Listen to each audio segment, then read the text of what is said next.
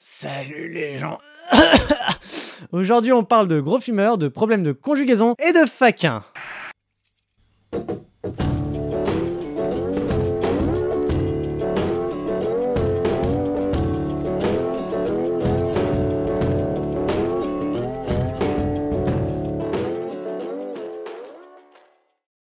Oui, aujourd'hui on s'attaque à du lourd, car cinéma d'auteur français et science-fiction, c'est possible, c'est du Godard et c'est Alphaville. Et non, ce n'est pas qu'un groupe de pop allemande des années 80. Mais avant d'entrer dans le vif du sujet, parlons de Godard. Nota bene, sachez que la vie de Godard est digne d'un scénario de soap opera. Sa filmographie est longue comme ma... Cette blague n'est plus drôle. Je ne vais donc pas pouvoir être exhaustif, ça prendrait une plombe. J'ai donc choisi de ne parler que de sa vie d'avant Alphaville. Merci de votre compréhension. Né à Paris en 1930, il va passer son enfance en Suisse durant l'occupation pour finalement retourner à Paris une fois la guerre finie. Il ne voit pas trop ses parents et rate son bac. À cette époque, il préfère passer son temps dans les salles de cinéma et autres ciné-clubs. Vous direz ça à vos parents quand ils vous diront que vous passez trop de temps sur la console. Vous leur direz que Godard, lui, il a raté son bac parce qu'il regardait trop de films et qu'après il a changé l'histoire du cinéma français. Mais pire que d'avoir raté son bac, lui était un vrai salopard puisqu'il volait à l'étalage. Il volait de tout et tout le monde, ses amis, des gens qu'il croisait dans la rue, il volait des bouquins et autres babioles pour les revendre sous le manteau. Godard quoi. En 1949, il s'inscrit à la Sorbonne en anthropologie, mais laisse très vite tomber les études. Il préfère toujours fréquenter les ciné-clubs où il rencontre de futurs grands noms du cinéma français tels que François Truffaut, Claude Chabrol ou bien Éric Rohmer. Il prend goût à écrire sur les films qu'il voit et publie ses premières critiques dans la Gazette du cinéma, la revue du ciné-club du quartier latin tenue par Éric Rohmer. En 1950, il partira voyager avec son père aux Amériques. À son retour, il commencera à écrire pour les fraîchement créés cahiers du cinéma, et en 1952, il volera carrément l'argent des cahiers parce qu'il est comme ça Godard, il aime bien voler. Un faquin. En 1953, il obtient un poste de cadreur dans une chaîne de télévision, mais se fera arrêter par la police parce qu'il a volé l'argent de la caisse. Oh Godard, ça suffit maintenant! Un faquin. Suite à cela, il ne verra plus son père pendant 10 ans. Il ira travailler sur un chantier durant lequel il réalisera son premier documentaire. Sa mère mourra en 1954 dans un accident de la route. Soap opera, je vous disais. Et encore, vous n'avez pas les détails. En 1959, Truffaut obtient un grand succès avec son film Les 400 coups, qui renouvelle pas mal le cinéma vieillissant de l'époque. Godard se rend compte de l'engouement qu'il peut y avoir autour de ce cinéma de jeunes, et c'est en volant, un scénario de Truffaut qu'il va écrire et réaliser son premier long métrage, À bout de souffle. Et c'est sans vraiment le prévoir qu'il va alors modeler un tout nouveau langage cinématographique. En effet, ses plans sont trop longs, le rythme au montage n'est pas bon. C'est alors sans grand espoir qu'il prend la décision de couper en plein milieu de ses rushs, pour les raccourcir, sans s'occuper des raccords. La nouvelle vague française est née. Le film sort en 1960 et le succès est phénoménal. Le public et la presse sont conquis. C'est sans attendre qu'il se lance dans son prochain film, Le Petit Soldat, durant lequel il tombe amoureux d'Anna Karina, sa future épouse et actrice fétiche, s'amuse quoi. S'en suivront les meilleurs films du cinéaste avec notamment Une femme est une femme, Le Mépris et Bande à part. Oui, je sais, Pierrot le Fou est aussi un incontournable, mais il fut tourné après la période que nous abordons. Petit problème cependant, la vie privée de Godard influence énormément sa filmographie. Et lors du tournage du Mépris, étrangement ce n'est pas Anna Karina qui tient le rôle principal féminin, mais Brigitte Bardot. Simplement parce qu'à cette époque, entre Godard et Karina, ça se passe pas très bien. Ils restent ensemble pour le film Bande à part, tourné l'année suivante, mais finissent par se séparer juste avant d'entamer le tournage d'Alphaville. Si je parle de ça, c'est parce qu'il faut bien comprendre l'état de leur relation, sachant que Karina tient malgré tout l'un des rôles principaux dans notre film. Voilà, bon, on a fait qu'effleurer le début de carrière de Godard, j'en suis désolé, mais vraiment il nous faudrait un épisode de 3 heures rien que pour faire sa bio complète. Sachez juste que Godard, c'est 64 ans de carrière, 121 films, et toujours pas crevé. Parlons d'Alphaville. C'est l'heure du pitch.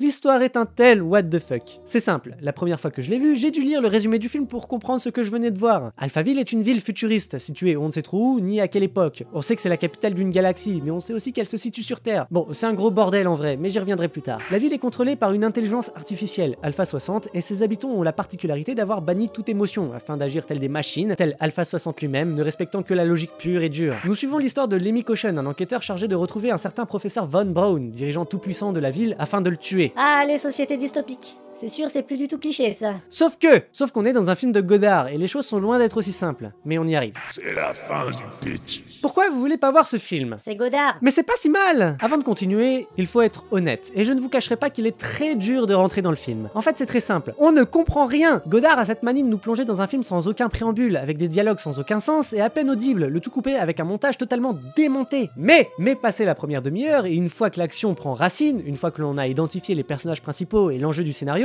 alors là, ça va. Encore faut-il arriver jusqu'ici. Je ne pense pas exagérer en disant que ce film est un peu le 2001 l'Odyssée de l'espace de Godard, dans le sens où c'est de la science-fiction un peu méta sur les bords, et où il y a tellement de choses à analyser dans le film que nombreux pourraient rétorquer ne rien comprendre. Mais C'est exactement ce que t'as dit il y a 2 minutes. Oui, mais moi, j'ai fait des recherches après, et je peux vraiment vous dire que c'est finalement pas si mal. Effectivement, vous pourrez trouver pléthore de textes sur internet, et il va de soi que mon but n'est pas de vous les résumer, ce serait carrément impossible et complètement débile. Concentrons-nous donc sur mon but principal, vous donner envie de voir ce film. Alphaville est peut-être l'exemple le plus évident de l'influence du cinéma hollywoodien sur Godard et ses contemporains. Les personnages portent tous des noms aux sonorités américaines, et le genre même du film est facilement attribuable au film noir, un genre très populaire aux États-Unis dans les années 40 et 50. Vous savez, c'est ce genre mettant en scène un inspecteur de police un peu bad guy, se baladant dans les rues sombres de New York et glanant ses informations auprès de diverses personnes peu fréquentables. Un exemple parfait de réactualisation du film noir serait Blade Runner de Ridley Scott, qui, cela dit en passant, fut énormément influencé par Alphaville. Tout est lié. Bref, d'un côté nous avons le genre du film noir et de l'autre nous avons ce qui vous intéresse le plus, la science-fiction. Et là, mon dieu, c'est un bordel. Il faut procéder par étapes. Les dialogues sont clairs, nos personnages se trouvent dans une ville immense, futuriste, contrôlée par une intelligence artificielle totalitaire, trouvant sûrement ses sources dans le 1984 de George Orwell. D'ailleurs, autre chose qui m'a fait énormément penser à 1984, c'est quand on se rend compte que les livres que tout le monde appelle Bible sont en fait des dictionnaires. Mais je digresse. Bref, ville futuriste, ça ce sont les dialogues qui nous le disent. Les décors, eux, nous indiquent tout sauf ça. On regarde un film complètement fauché. Je vous rappelle qu'on parle de nouvelle vague française, et qui dit nouvelle vague dit pas de pognon, dit films qui veulent faire comme les Américains,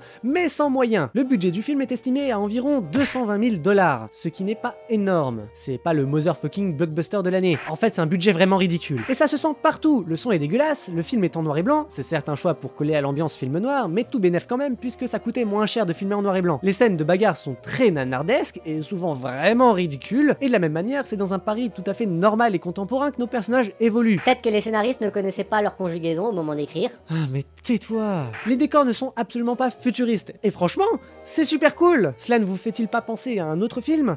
Non?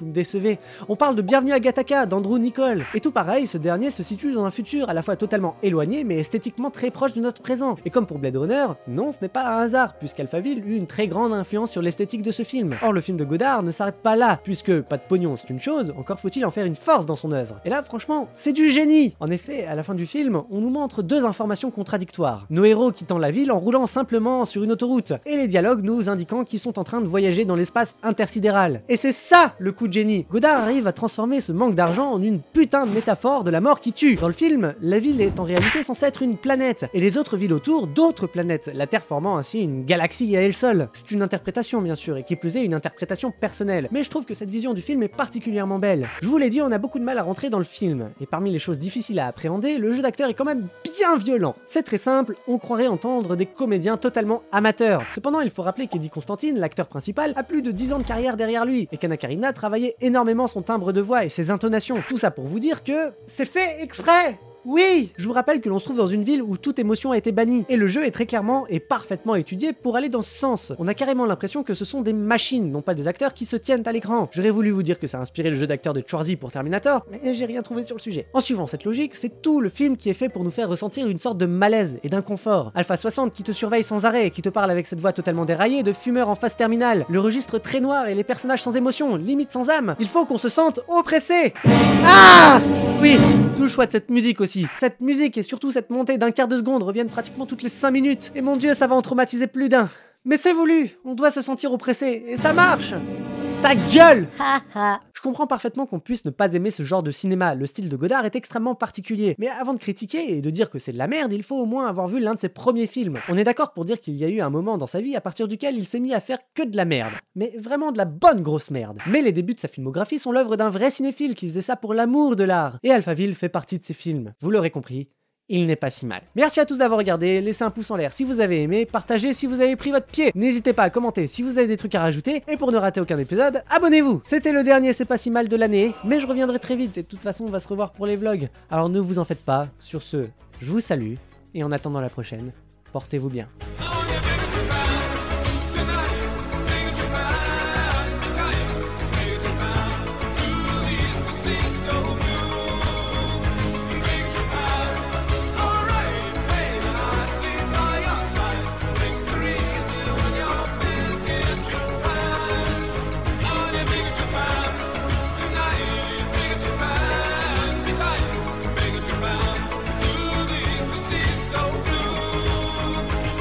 Japan.